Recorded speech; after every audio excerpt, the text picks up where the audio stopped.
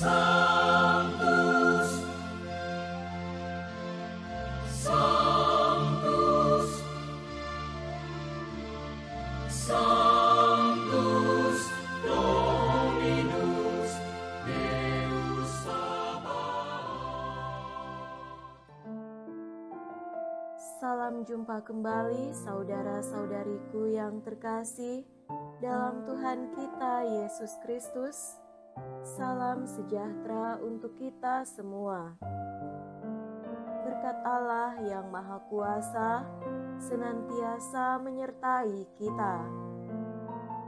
Marilah kita mendengarkan dan merenungkan bacaan-bacaan kitab suci hari Kamis tanggal 31 Oktober tahun 2024. Dalam nama Bapa dan Putra dan Roh Kudus. Amin.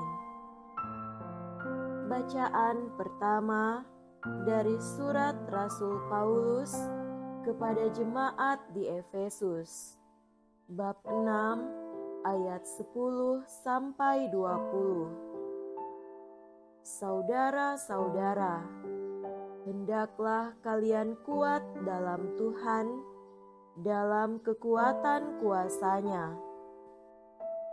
Kenakanlah seluruh perlengkapan senjata Allah, agar kalian dapat bertahan melawan tipu muslihat iblis, sebab perjuangan kita bukanlah melawan manusia, melainkan melawan pemerintah dan penguasa, melawan para penghulu dunia gelap ini, melawan roh-roh jahat di udara.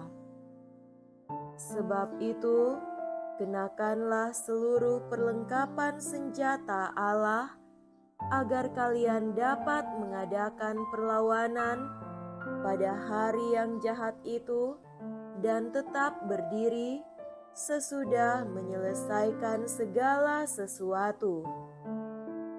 Jadi, berdirilah tegap, berikat pinggangkan kebenaran, berbaju sirahkan keadilan, dan kakimu berkasutkan kerelaan untuk memberitakan Injil damai sejahtera.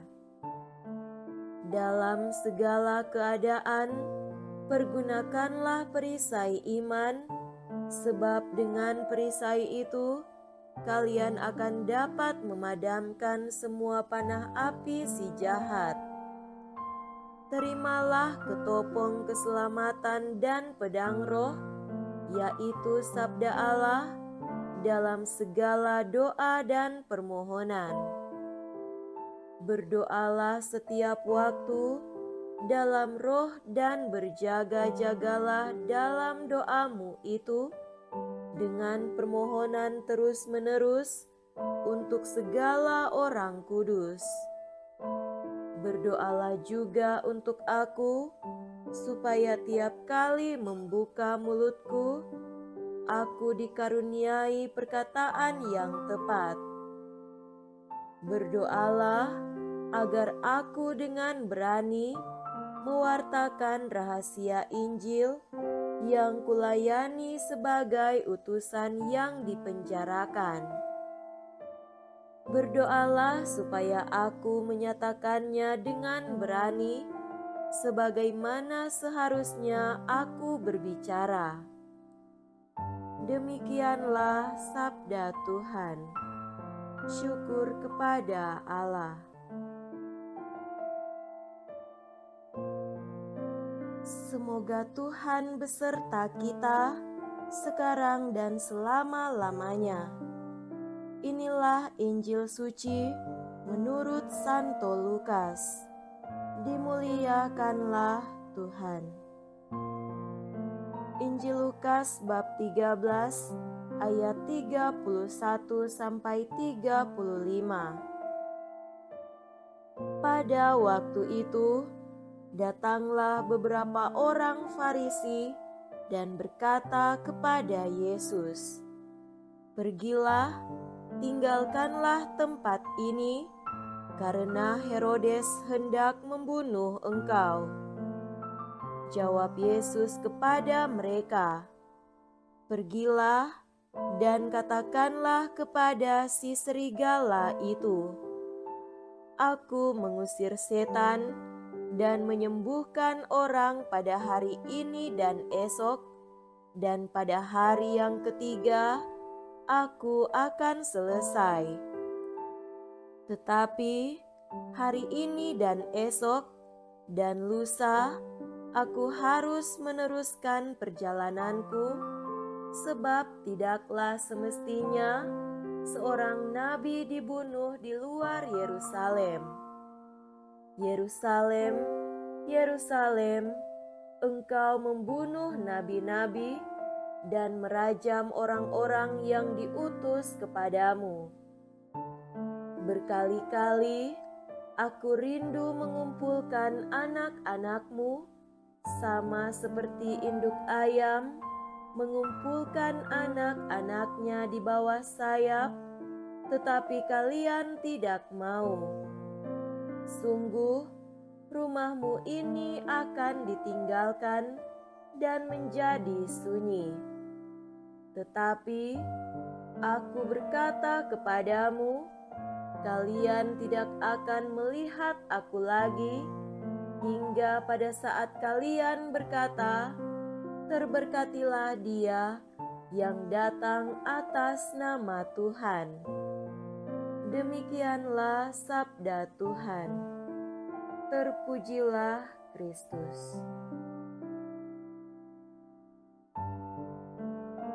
Saudara-saudariku yang terkasih dalam Tuhan kita Yesus Kristus, tema renungan kita pada hari ini adalah tanpa perjuangan tidak akan ada kemenangan. Oh Yerusalem, kota mulia, hatiku rindu ke sana. Tak lama lagi Tuhanku datanglah, bawa saya masuk sana. Lagu yang dipopulerkan oleh Victor Huta Barat ini mengisahkan tentang kerinduan hati kita untuk pergi ke Yerusalem, kota yang mulia. Ketika kita berwisata rohani ke Israel dan akan masuk kota Yerusalem, biasanya rombongan dalam bus menyanyikan lagu itu dengan gembira dan semangat karena akan menyaksikan situs-situs rohani. Di Yerusalem, kota tua, di balik tembok raksasa, di sanalah tempat nabi-nabi dieksekusi karena suara kenabiannya. Itulah kota suci dan mulia, tetapi penuh ceceran darah utusan Allah. Saudara terkasih, dalam Injil Lukas yang kita dengar hari ini, kita berjumpa dengan Yesus yang sedang melakukan perjalanannya ke Yerusalem, dan ia diperingatkan oleh sekelompok orang Farisi tentang bahaya yang sedang ia hadapi. Raja Herodes mengeluarkan ancaman terhadap Yesus untuk membunuhnya. Yesus tidak khawatir saat mendengar ancaman terhadap dirinya. Dia adalah Tuhan yang sedang menjalankan misi. Yesus pergi ke Yerusalem untuk melaksanakan misi sorgawi, memanggul salib, memikul dosa dunia, dan menggenapi nubuat para nabi. Misinya adalah untuk menyelamatkan manusia dari dosa agar kelak manusia berbahagia bersamanya di surga. Untuk menggenapi misinya ini, Yesus mengorbankan diri dengan menyerahkan nyawanya sendiri. No gain without pain. Tanpa pengorbanan atau perjuangan, tidak akan ada kemenangan. Surat Rasul Paulus kepada jemaat di Efesus dalam bacaan pertama mengatakan, "Hendaklah kamu kuat di dalam Tuhan, di dalam kekuatan kuasa-Nya. Kenakanlah seluruh perlengkapan senjata Allah, supaya kamu dapat bertahan melawan tipu muslihat iblis. Karena perjuangan kita bukanlah melawan darah dan daging, tetapi melawan pemerintah-pemerintah." Orang percaya perlu menyadarkan dirinya tentang panggilan untuk masuk dalam peperangan rohani melawan segala macam pengaruh iblis. Maka, kita sebagai orang Kristen harus hidup sebagai umat Allah dalam kekudusan. Tentu saja kita membutuhkan segala kelengkapan rohani dari Allah agar mampu melawan serta mengalahkan iblis. Jaminan kemenangan sudah ada di dalam Allah melalui Yesus yang telah rela mengorbankan nyawanya sebagai tebusan atas dosa-dosa kita.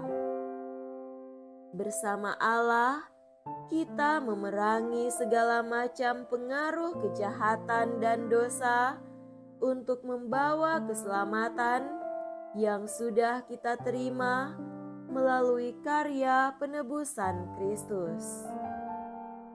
Semoga demikian. Amin. Dalam nama Bapa dan Putra dan Roh Kudus. Amin.